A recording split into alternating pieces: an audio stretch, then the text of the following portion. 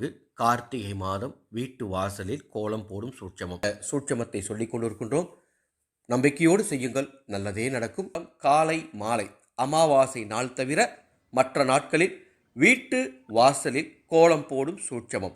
வாசல் தெளிக்கும் தண்ணீரில் ஏதேனும் வாசனை பூக்கள் கலந்து அல்லது ஏதேனும் இலைகளை கலந்து வாசல் தெளியுங்கள். கோலம் போடுவது எந்த கோலம் வேணால் போடுங்க.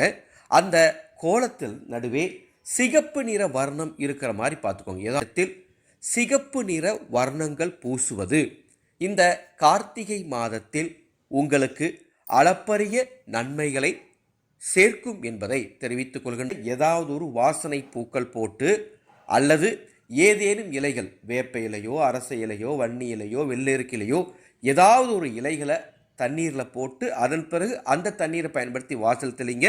கோலத்தில் சிகப்பு நிற வர்ணம்